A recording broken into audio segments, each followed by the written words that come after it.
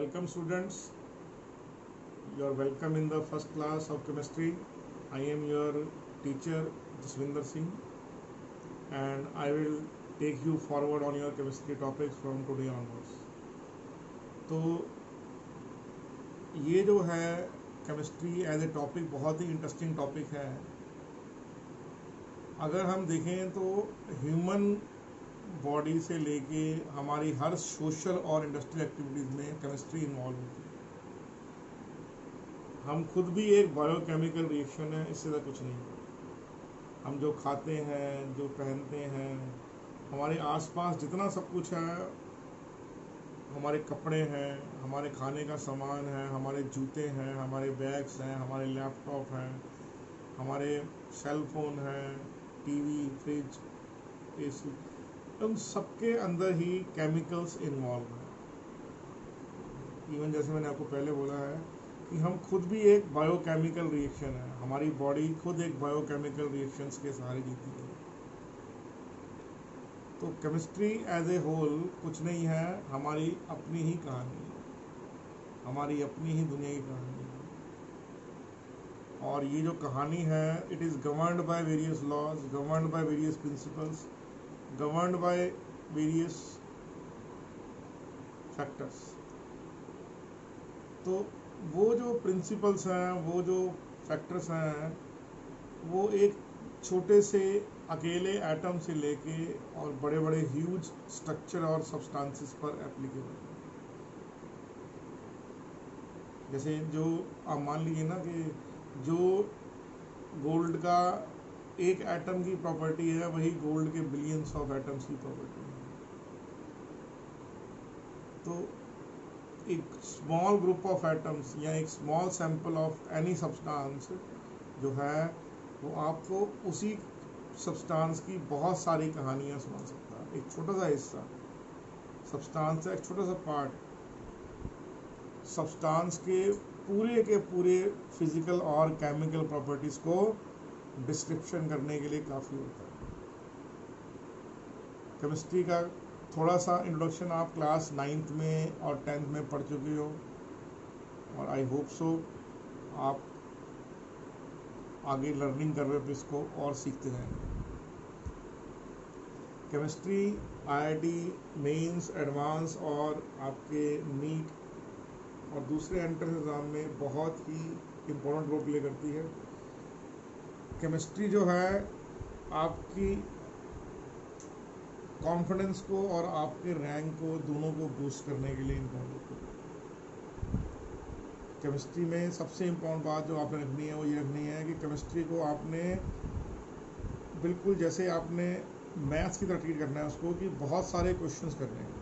Chemistry में अगर आपने न्यूमेरिकल प्रैक्टिस और कॉन्सेप्चुअल क्वेश्चन प्रैक्टिस कम की तो केमिस्ट्री टफ लगती है, लेकिन अगर आपने अच्छे ढंग से क्वेश्चन की प्रैक्टिस की तो वही केमिस्ट्री सब्जेक्ट बहुत आसान हो जाता है। ये मैथ्स की तरह ही होता है।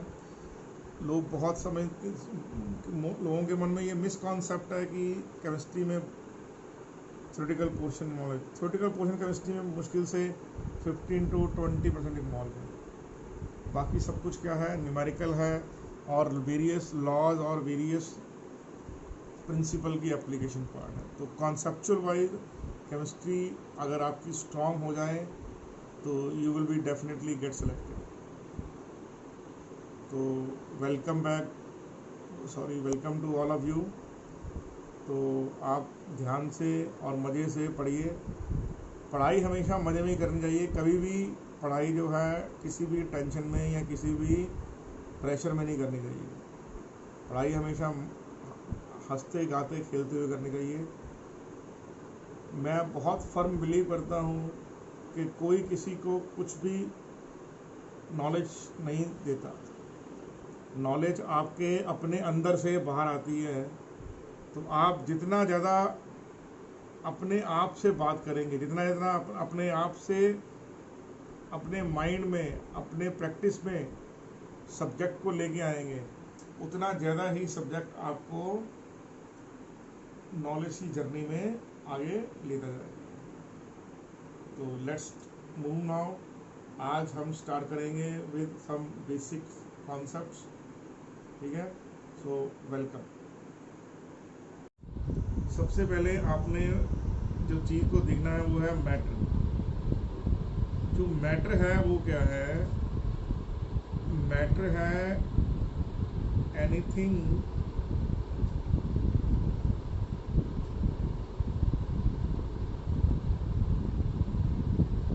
which has mass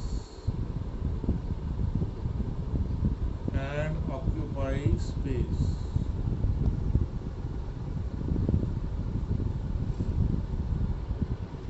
वैसे तो मैटर की 4 डिफरेंट फॉर्म होती हैं, ठीक है, लेकिन उन 4 फॉर्म में से आपको चौथी फॉर्म नहीं पढ़ाई जाएगी। क्लियर नहीं क्लियर?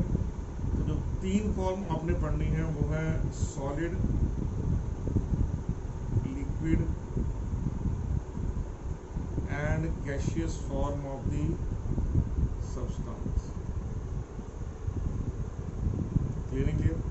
तो मैटर जो है उसको जनरली हम सॉलिड, लिक्विड और गैसियस 3 डिफरेंट कैटेगरीज में हम इसको डिवाइड करके पढ़ेंगे। मैटर को आपने फेज से कंपैरिजन नहीं करना,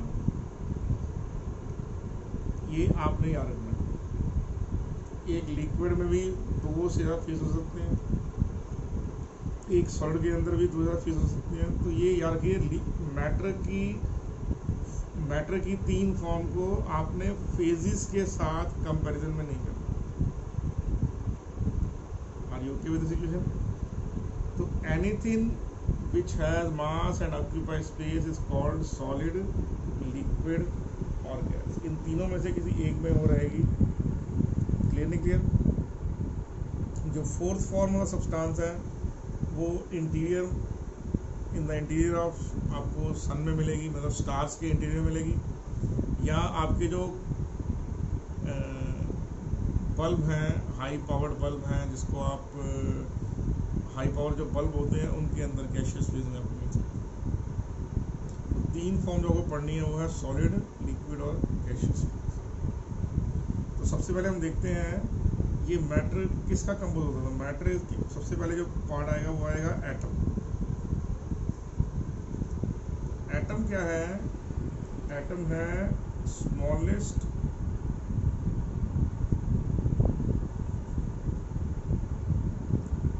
portion of the matter which may or may not exist as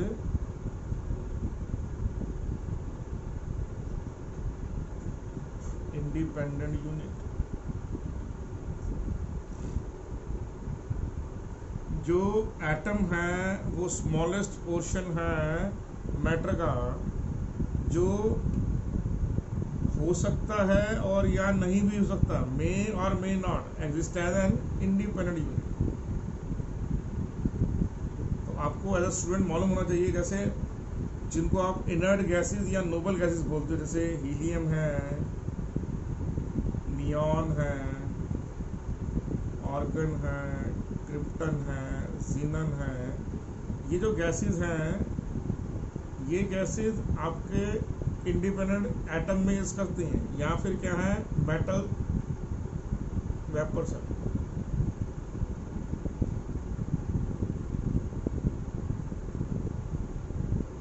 तो एटम में एग्जिस्ट कौन करता है? या तो नोबल गैसेस या फिर metal vapours.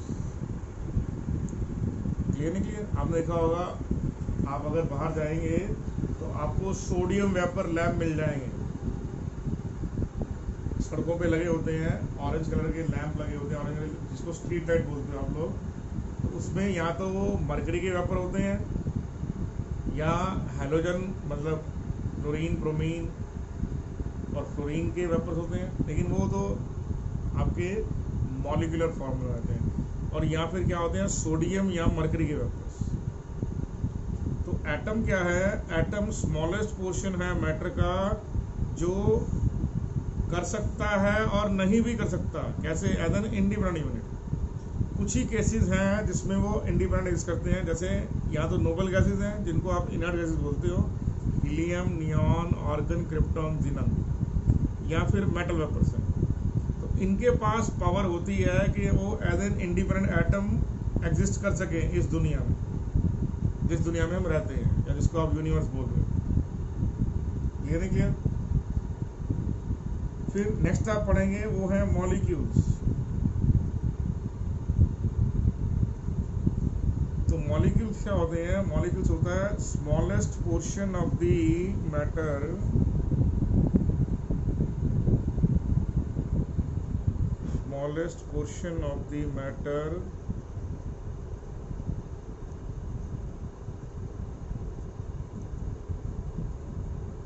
which can exist as independent unit। जैसे मॉलिक्यूल है, जैसे कार्बन डाइऑक्साइड का मॉलिक्यूल है, ग्लूकोज का मॉलिक्यूल है, वाटर का मॉलिक्यूल है, ठीक है, बेंजीन का मॉलिक्यूल है, मीथेन का मॉलिक्यूल है, इथेन का मॉलिक्यूल है, प्रोपेन का मॉलिक्यूल है, सल्फर डाइऑक्साइड का मॉलिक्यूल है, मीथेन है, कार्बन टेट्राक्लोराइड है। तो मॉलिक्यूल में क्या है, दो या दो से ज़्यादा एटम फिक्स्ड रेशियो बाय मास में ग्रुपिंग करते हैं। मैं दोबारा बोल रहा हूँ, मॉलिक्यूल में क्या होता है, दो या दो से ज़्यादा atom are present in fixed ratio by mass. इसी को आपने आगे आगे पढ़ना है, लॉ ऑफ डिफाइंड प्रोपोर्शन। तो मॉलिक्यूल आप समझ लीजिए, लॉ ऑफ डिफाइंड प्रोपोर्शन का बेसिक आइडिया है। क्लियर नहीं? क्लियर आपको मेरी बात? Sure about that? तो मॉलिक्यूल क्या है, smallest portion of matter which can exist as independent. Atom पता नहीं इंडिपेंडेंट एग्जिस्ट करे या ना करे, लेकिन मॉलिक्यूल पक्का करेगा। जैसे कुछ मॉलिक्यूल होते हैं, इनको बोलते हैं हेट्रो एटॉमिक मॉलिक्यूल। क्या बोलते हैं इनको? Hetero atomic molecule. दूसरे होते हैं होमो एटॉमिक मॉलिक्यूल।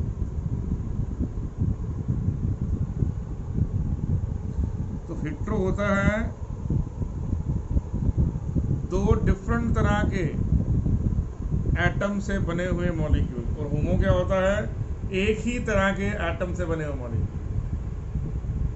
क्लियर नहीं? क्लियर आपको? Sure about that? तो दोबारा समझ लीजिए, मॉलिक्यूल क्या है, स्मॉलेस्ट पोर्शन। अब याद रखिए इस बात को, जो मॉलिक्यूल हैं वो आयनिक कंपाउंड में नहीं होते। जैसे NaCl के मॉलिक्यूल नहीं होते। NaCl की फॉर्मूला यूनिट होती है, Na+ कैटायन होता है, Cl नेगेटिव एनायन होता है। तो कोई बोले ना एक चम्मच मॉलिक्यूल ले गया हो NaCl के, तो कोई नहीं ला सकता। क्लियर नहीं? क्लियर? NaCl क्या है, NaCl आयनिक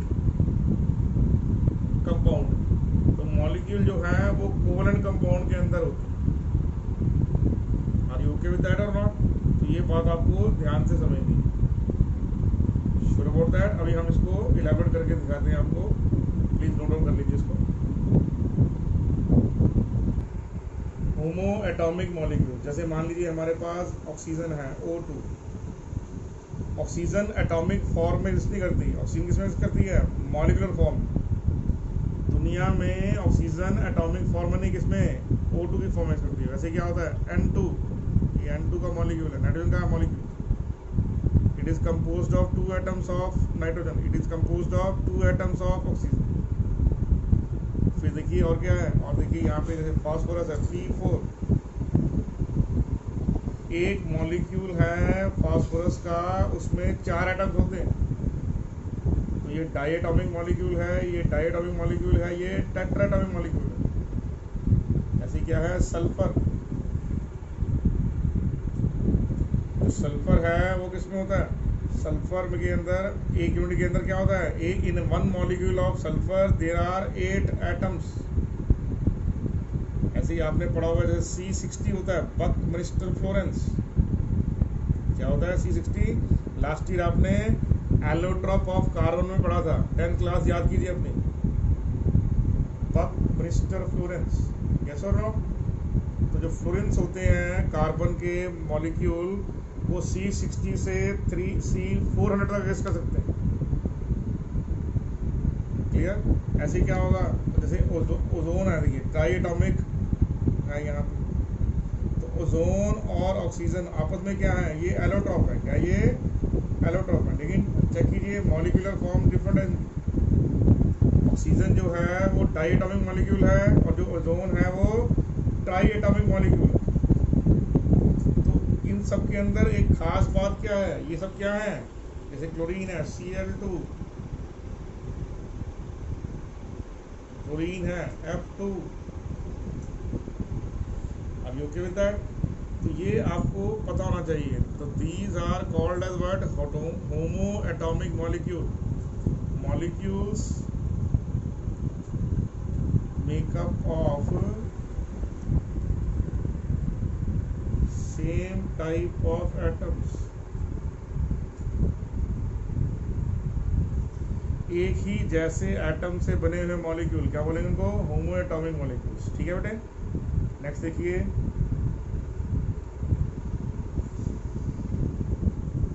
हेट्रो एटॉमिक मॉलिक्यूल्स, इसमें क्या होगा, ठीक है, मॉलिक्यूल्स इन विच टू और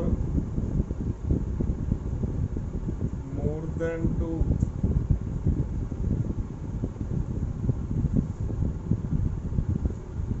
atoms are present, atoms are present। ठीक है बेटे, देखिए एग्जाम्पल देखिए, जैसे ऑक्सीजन है तो ऑक्सीजन के साथ मान लीजिए जैसे कार्बन डाइऑक्साइड, ये ट्राई एटॉमिक मॉलिक्यूल है, carbon monoxide di atomic molecule, clear. और देखिए यहाँ पे NO2 नाइट्रोजन डाइऑक्साइड, देखिए SO2 SO3 सल्फर डाइऑक्साइड।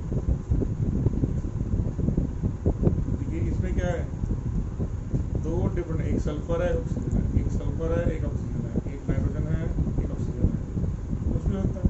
और देखिए जैसे यहाँ पर है BF3, एक बोरोन है, 3 क्लोरीन के एटम, CH4 एक कार्बन है और 4, ये एक मॉलिक्यूल की बात हो रही है, कार्बन टेट्राक्लोराइड। और देखिए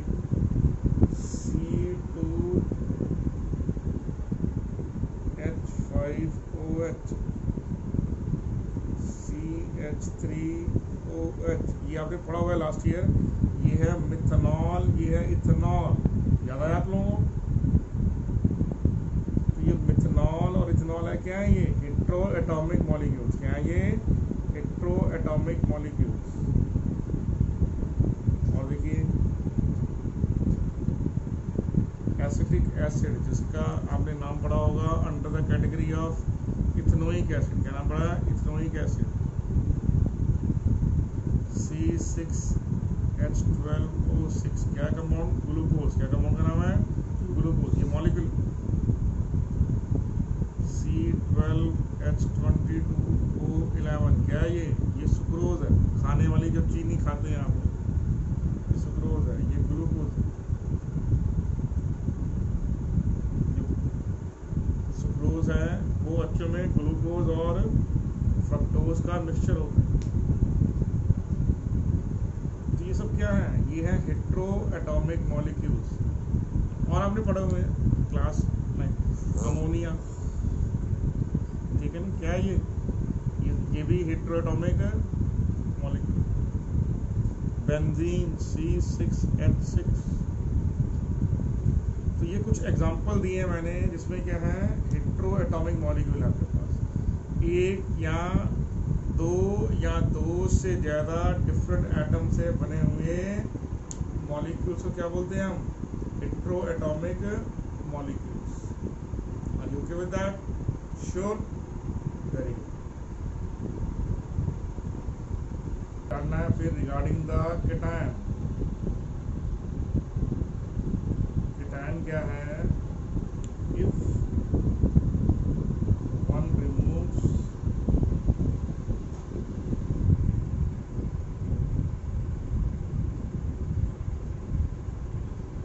वैलेंस इलेक्ट्रॉन्स और इलेक्ट्रॉन्स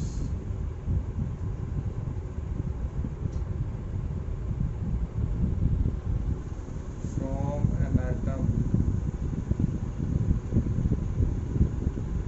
then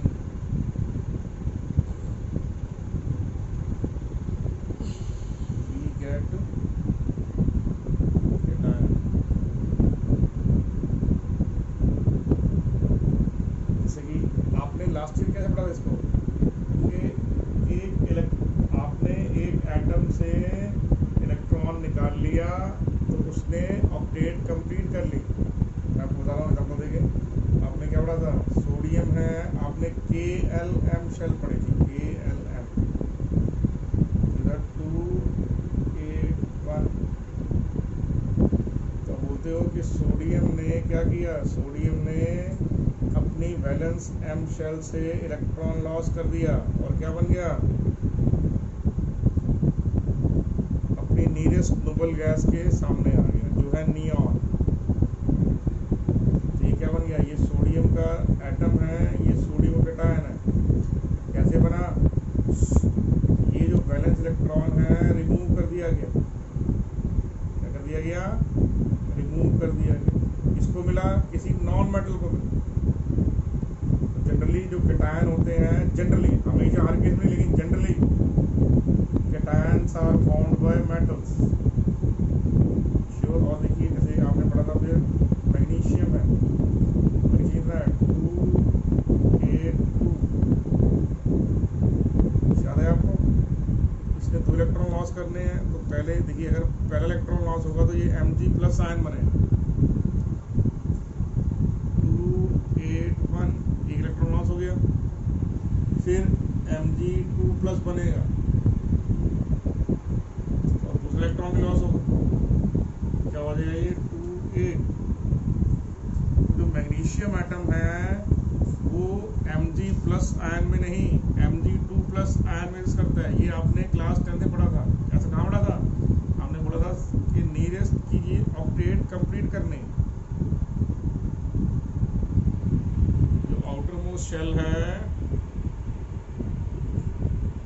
यहाँ कंप्लीट जो स्पीशीज है उसमें उतने ही इलेक्ट्रॉन होंगे जितने उससे पहले एक नोबल गैस में हो। क्लियर अंडरस्टूड और नॉट? Sure about that? तो एज ए स्टूडेंट आपको मालूम होना चाहिए कि इलेक्ट्रॉन का लॉस क्यों होता है। इलेक्ट्रॉन का लॉस इस वजह से होता है, electron is loss due to because atomic species want to attain octet। वो ऑक्टेट को पूरा करने जाते हैं। और मोर एप्रोप्रिएट है या ज़्यादा एक्यूरेट जो आंसर है वो ये है, to attain the nearest noble gas configuration. अपनी नीरेस्ट नोबल गैस के जैसा कन्फिग्रेशन चाहता है एटम। Clearly understood? ठीक है। और देखिए जैसे एल्यूमिनियम में क्या होगा? एल्यूमिनियम का 283, ये इसका एटॉमिक में है KLM। Al+ में क्या होगा? ये एक इलेक्ट्रॉन रिमूव हो जाएगा यहाँ से, तो क्या हो जाएगा? 282। फिर Al2+ में क्या बनेगा? ये 281। और Al3+ में क्या बनेगा? 2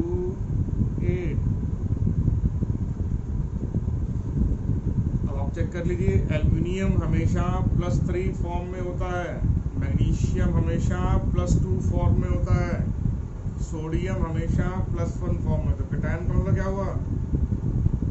कैटायन का मीनिंग हो गया कि ऐसी species which carry positive charge due to loss of electron, electron के लॉस से जो पॉजिटिव चार्ज डेवलप होता है उससे स्पीशीज का नाम क्या बन जाता है? कैटायन। क्या हो जाता है बेटे? कैटायन। Are you sure?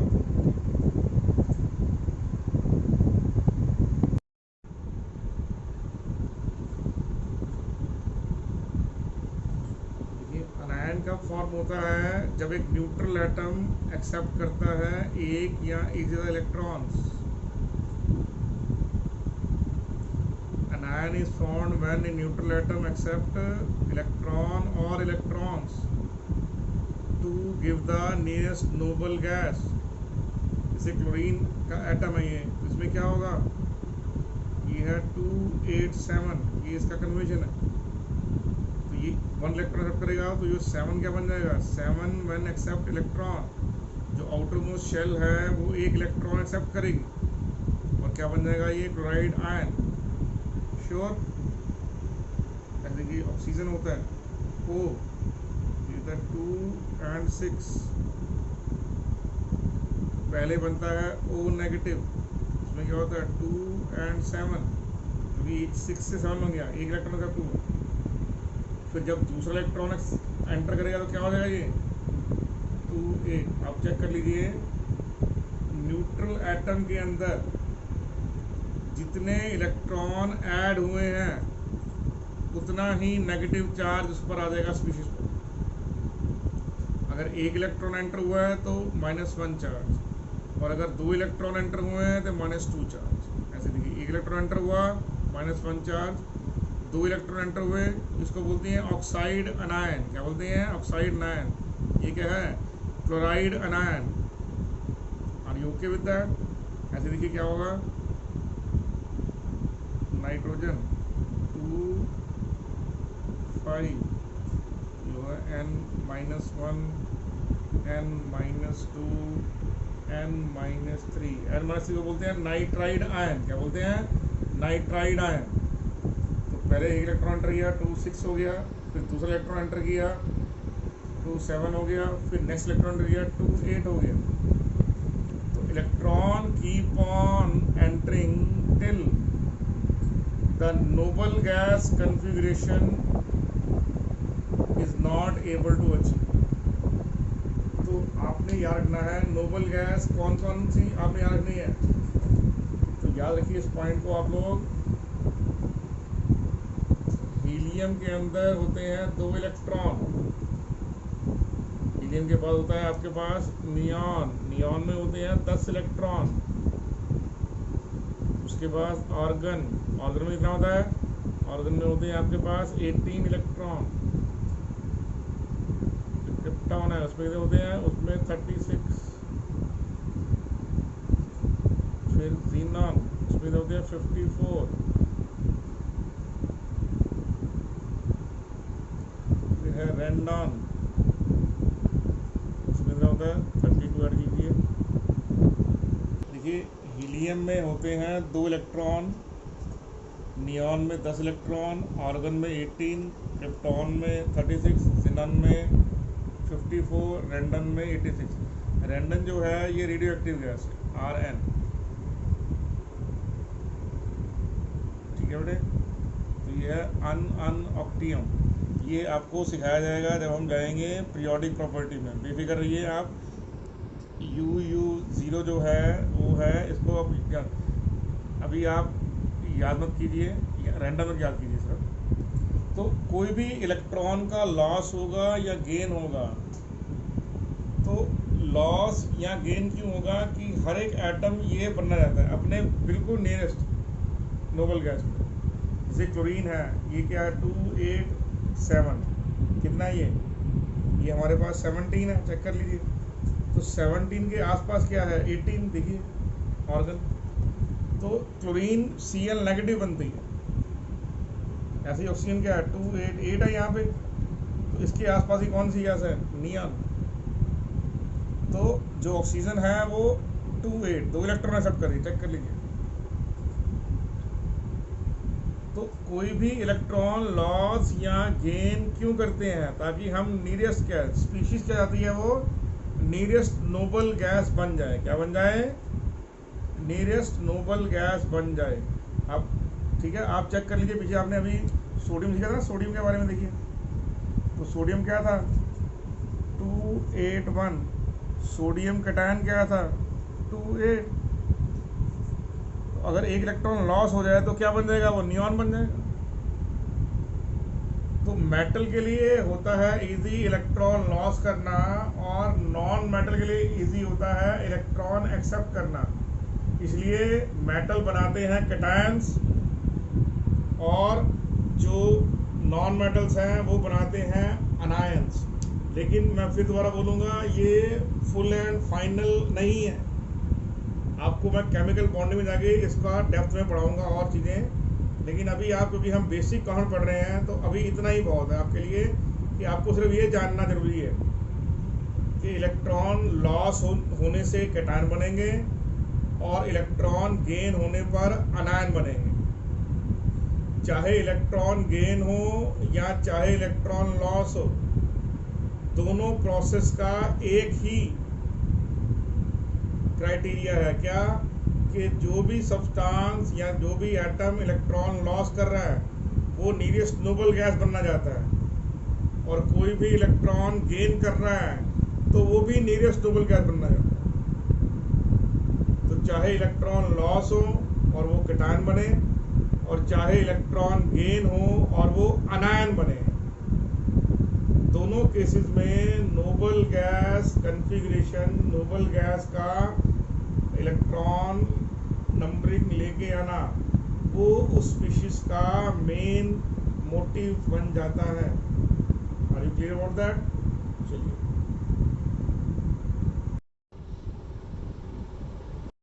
अब हम पहला टॉपिक पढ़ेंगे क्लास 11th का। वो है कि हमें बताना है एटॉमिक मास क्या होता है।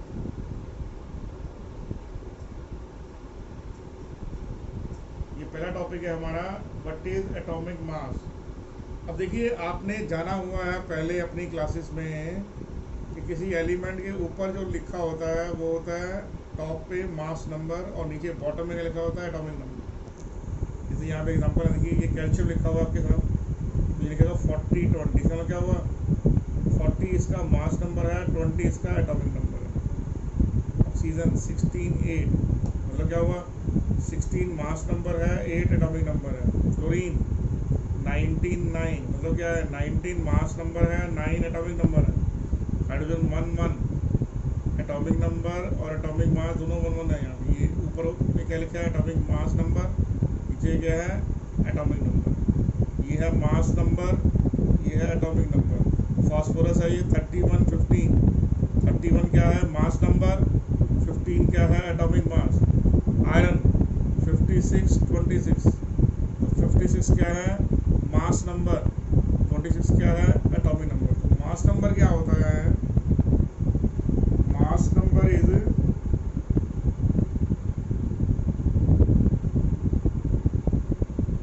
Number of proton. एनपी मैं बोलूँगा नंबर ऑफ प्रोटॉन। आप जहाँ से यहाँ पे पेन की तरफ देखिए, number of protons plus number of neutrons. मैं दोबारा बोल रहा हूँ, आप नोट कर लीजिए। एनपी क्या है? Number of protons. एन क्या है? Number of neutrons. Please note down that, very important. ठीक है, ये मास नंबर है। एटॉमिक नंबर क्या होता है?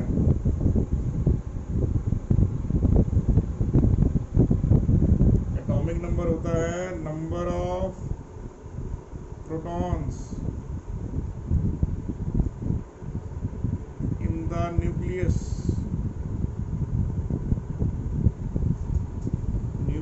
में प्रोटॉन की संख्या को, प्रोटॉन के कितने प्रोटॉन अवेलेबल हैं न्यूक्लियस के अंदर, वो क्या होगा? वो होगा उसका एटॉमिक नंबर। एक न्यूट्रल एटम में, जो न्यूट्रल एटम है जिसपे कोई चार्ज नहीं है, न्यूट्रल एटम क्या होता है? Which does not have any positive charge और नेगेटिव चार्ज।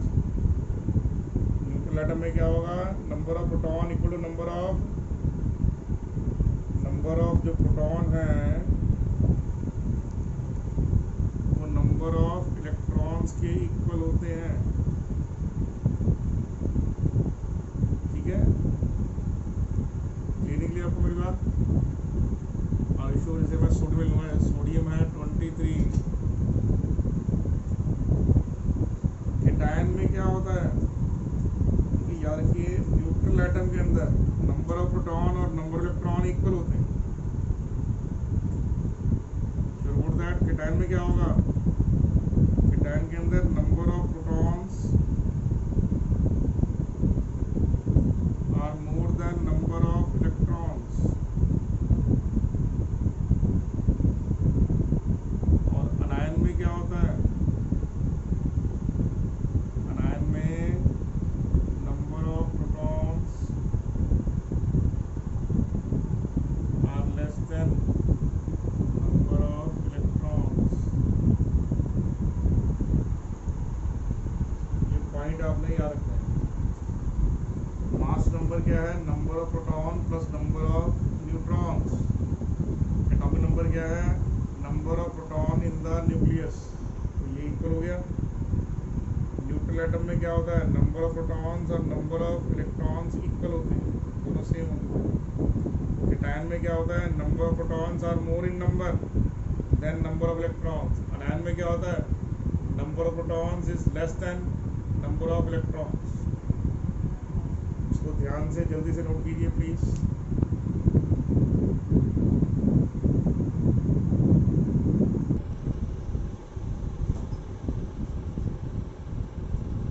देखिए ध्यान से आप लोग, ये मास नंबर को डिनोट करते हैं ए से और एटॉमिक नंबर को डिनोट करते हैं जेड से।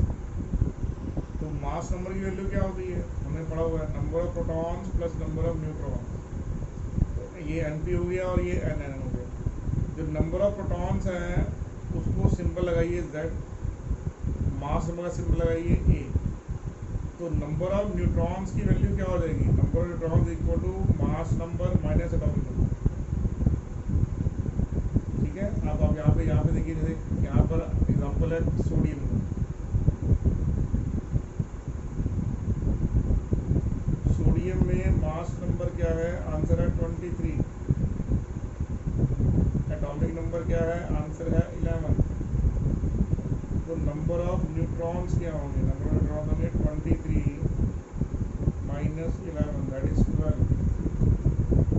ये माने क्या होगा, नंबर ऑफ न्यूट्रॉन्स। तो 23 है मास नंबर, 11 है एटॉमिक नंबर। ये लिख लिया मैंने इसको। यहाँ देखिए आयरन 56, आयरन में क्या होगा, मास नंबर इतना है, मास नंबर है आपके पास 56। एटॉमिक नंबर क्या है, एटॉमिक नंबर है 26। तो नंबर ऑफ न्यूट्रॉन्स कितने होंगे आयरन में, आंसर है 56 माइनस 26। कितना आंसर आ गया, 30। ये number A minus Z, yes और नो। ए क्या है, मास नंबर, और जेड क्या है, एटॉमिक नंबर। दोबारा समझ लीजिए, ठीक है। ये आयरन में आंसर आ, ये आंसर किसमें है, ये आंसर सोडियम में। Are you clear about that और नॉट, श्योर, क्लियर। इसको ध्यान से नोट कर लीजिए आप लोग, और बाकी का निकालेंगे।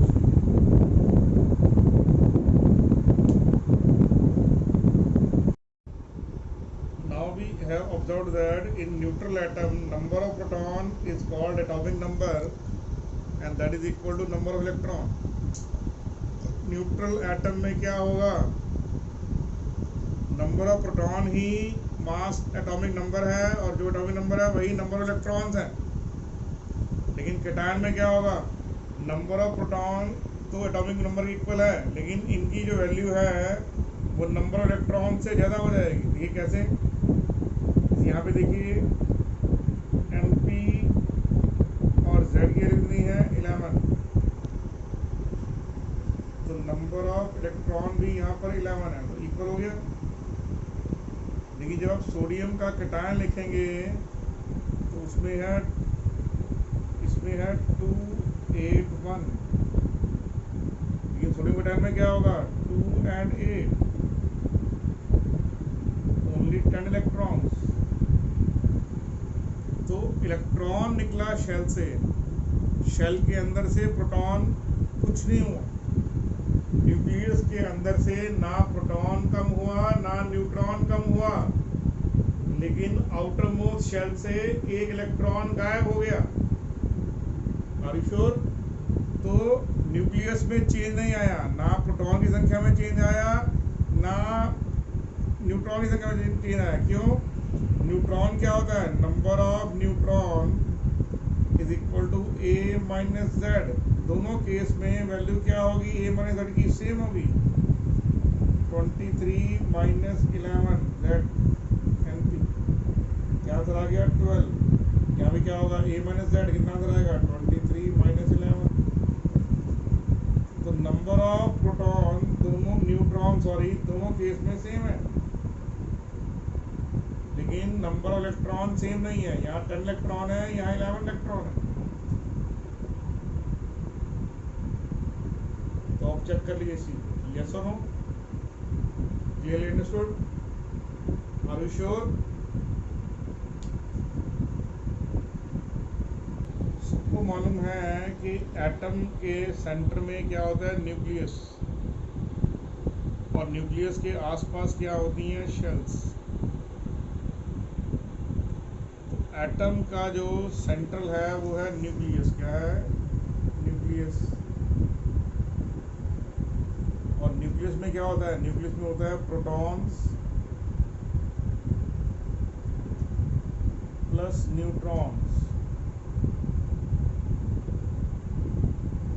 और शेल्स में क्या होते हैं, जो शेल्स हैं हमारी उसमें क्या होते हैं, उसमें होते हैं इलेक्ट्रॉन्स। क्या करते हैं वो, revolve around nucleus।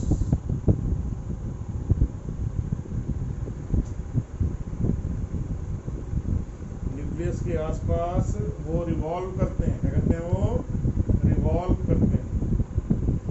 Are you okay with that और नॉट? तो अब आपको जो बात समझनी है कि प्रोटॉन्स और न्यूट्रॉन्स और इलेक्ट्रॉन्स,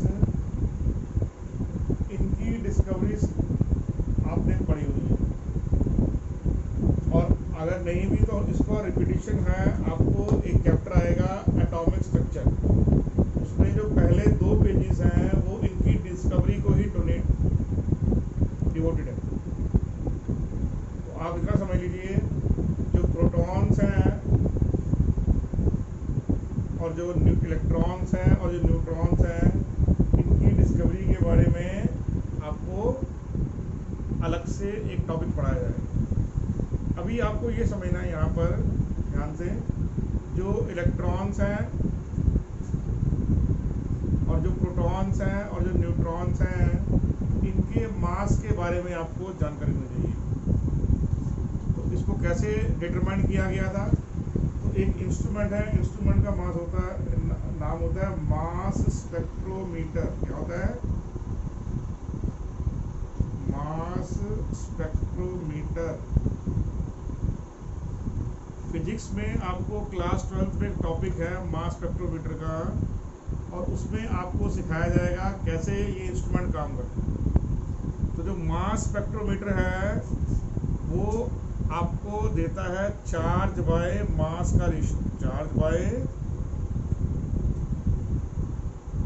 मास का रेशियो। कोई भी स्पीशीज दुनिया में, कोई भी सब atomic, atomic, molecular, cationic, anionic species है, उसका E/M रेशो क्या है, इसको चार्ज टू मास रेशो को पॉपुलरली बोलते हैं E/M रेशो। तो मास स्पेक्ट्रोमीटर एक खास तरह का इंस्ट्रूमेंट है जिससे हम डिटरमाइन करते हैं चार्ज टू मास रेशो। ये क्लास 12 के फिजिक्स में आपको पढ़ाया जाएगा, डोंट वरी अबाउट दैट। तो मास स्पेक्ट्रोमीटर से हमें क्या मालूम पड़ा, मास स्पेक्ट्रोमीटर से हम एटॉमिक, मॉलिक्यूलर और सब एटॉमिक स्पीशीज का मास को डिटरमाइन करते हैं एक्यूरेटली। तो मास स्पेक्ट्रोमीटर ने हमें क्या बताया, मास स्पेक्ट्रोमीटर ने हमें ये बताया कि जो मास ऑफ प्रोटॉन है वो है 1.67।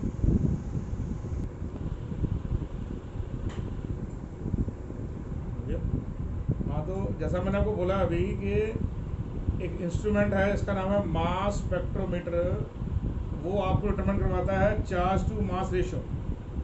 तो उस इंस्ट्रूमेंट को से निकाला गया है कि मास ऑफ ए प्रोटॉन क्या है। चेक कीजिए, ये पेन को चेक कीजिए, मास ऑफ प्रोटॉन क्या है 1.673 10⁻⁻27 kg। मास ऑफ न्यूट्रॉन क्या है 1.675 इंटू 10⁻⁻27 kg। आप चेक कर सकते हैं यहाँ पे जो न्यूट्रॉन है स्लाइटली हैवियर देन प्रोटॉन, और 1 AMU या 1 U या यूनिफाइड मास, इसको पुराने टाइम में 1 एटॉमिक मास लिखते थे। अभी IUPAC इसका नाम कर दिया है 1 यूनिफाइड मास। ये किसके इक्वल होता है? ये होता है 1/12 mass of a single carbon atom of isotope carbon 12। ठीक है, तो उसके लिए क्या आती है 1.66, असल में वैल्यू होती है 059, तो उसको हमने 059 को अप्रॉक्सीमेशन 1.661 कर दी। तो ये वैल्यू जो है ये एक्सपेरिमेंटल वैल्यू है, डिटरमाइन की गई है। वैसे ही मास इलेक्ट्रॉन क्या है? मास इलेक्ट्रॉन है 9.1 इंटू 10⁻⁻31 kg। अब सबको मालूम है 1 kg में क्या होता है, 1 kg इज 1000 ग्राम। तो अगर आप सबके अंदर 1000 ग्राम लिख देंगे तो यहाँ पे अंदर आ जाएगा 1.763 10⁻⁻24 ग्राम। यहाँ से आ जाएगा 1.675 10⁻⁻24 ग्राम। ये -27 कैसे हो गया? देखिए इस पॉइंट से आप के जी क्या रख देंगे 1000 ग्राम, तो 1000 से 3 जीरो इसके प्लस हो जाएंगी 27 -27 प्लस 3 कितना आंसर आ जाएगा -20। क्लियर? ऐसे ही यहाँ पर आंसर क्या आएगा 1.661 इंटू 10⁻⁻24 ग्राम, और ये हो जाएगा 9.1 10⁻⁻28। इस यूनिट से आपने निकाला। तो ये क्या है? ये अप्रॉक्सीमेट वैल्यू है। तो अगर आप चेक करेंगे यहाँ से तो अप टू 27 तो ये हो गया, up to 29 places of decimal mass of proton, up to 29 places of decimal.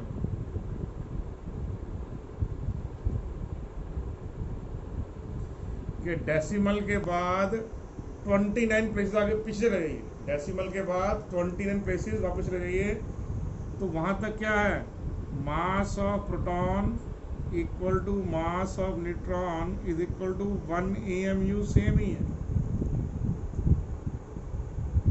आप चेक कीजिए 1.6 देखिए 27 जीरो है, 27 जीरो ये है 20 आपका 27 जीरो। चेक कीजिए ध्यान से 1 AMU -27, mass of neutron 10⁻⁻27 kg, mass of proton 10⁻⁻27 kg, -27, फिर उसके बाद 1 आएगा 28 प्लेस, फिर 6 आएगा,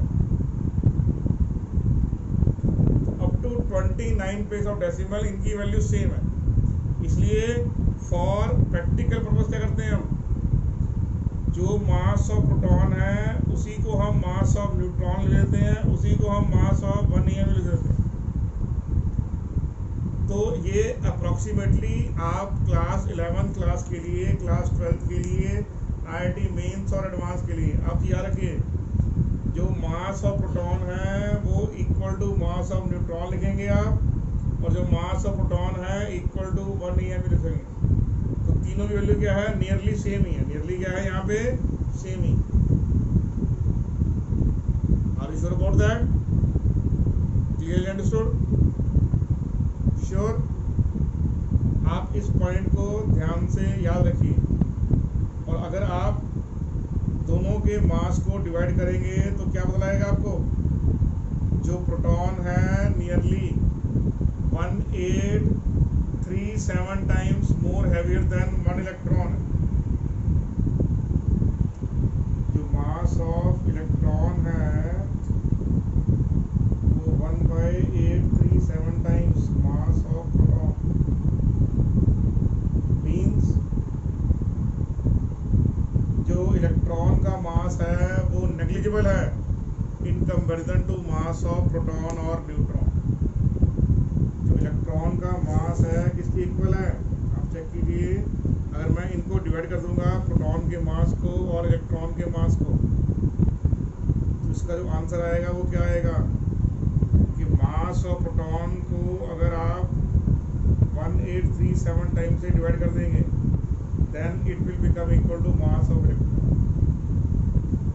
तो लगभग जो इलेक्ट्रॉन है 2000 गुना कम क्या है मास में है इन कंपैरिजन टू प्रोटॉन। या प्रोटॉन आप मान लीजिए 2000 times heavier then mass of electron. 2000 तो खैर पूरा नहीं आएगा, 1837 आ रहा है करेक्ट आंसर। तो proton is 1837 times heavier then mass of electron. ये पॉइंट आपके माइंड में क्लियर होने चाहिए। ये हमारी एक इंट्रोडक्शन क्लास थी आपके साथ, क्लियर। तो आप प्लीज़ आज की क्लास को ध्यान से देखिए, ठीक है। तो कल हम स्टार्ट करेंगे एक फ्रेश टॉपिक से जिसका नाम क्या होगा, एटॉमिक मास। क्योंकि ये बहुत ही इंटरेस्टिंग क्वेश्चन होने वाला है आपके सामने में। आपने क्लास 9-10 में पढ़ा होगा ये सब चीज़ें कि जैसे सोडियम के ऊपर 23 ग्राम लिखा होता है, तो जो मास नंबर होता है वही ग्राम एटॉमिक मास रिपोर्ट हो जाता है। अब सोचिए ना पूरी ध्यान से कि यार जो मास नंबर है वो तो number of proton plus number of neutrons है, तो नंबर जो है वो ग्राम कैसे बन जाता है, दोबारा समझिए ध्यान से। जैसे आप चेक कीजिए ध्यान से, जैसे आयरन लिखा है, आयरन 5626, तो 56 क्या है, 56 है mass of neutron plus mass of proton. ये मास नंबर है आयरन का, लेकिन जो नंबर है ये तो number of proton plus number of neutron है। ये नंबर ही कैसे ग्राम बन गया, ठीक है ना। कैल्शियम का मास क्या है 40, तो 40 क्या है number of proton plus number of neutrons है। ये नंबर कैसे ग्राम मास बन जाता है ये हम कल की क्लास में सीखेंगे, लेकिन उससे पहले आपको ये सारी इंफॉर्मेशन याद होनी चाहिए अच्छे ढंग से। आपको तो याद रखना है कि मास of proton mass of neutron और 1 AMU सेम है। ये लास्ट लाइन इंपॉर्टेंट है, बाकी आप मेमोरी में रखिए या ना रखिए कोई फर्क नहीं पड़ने वाला। ये पॉइंट आप याद रखना कि 1 AMU की वैल्यू क्या होती है। 1 AMU बाय डेफिनेशन क्या है, 1/12 mass of A carbon 12 atom. Carbon 12 के आइसोटोप के एटम का जो मास है उसको हम डिवाइड कर देंगे 12 से, तो जो आंसर आता है वो आता है 1.661 इंटू 10⁻⁻24 ग्राम। ये 1 AMU की यूनिट है, every student must have memorised है, श्योर। दूसरा important point, mass of proton is nearly same to mass of neutron is nearly equal to 1 AMU, sure।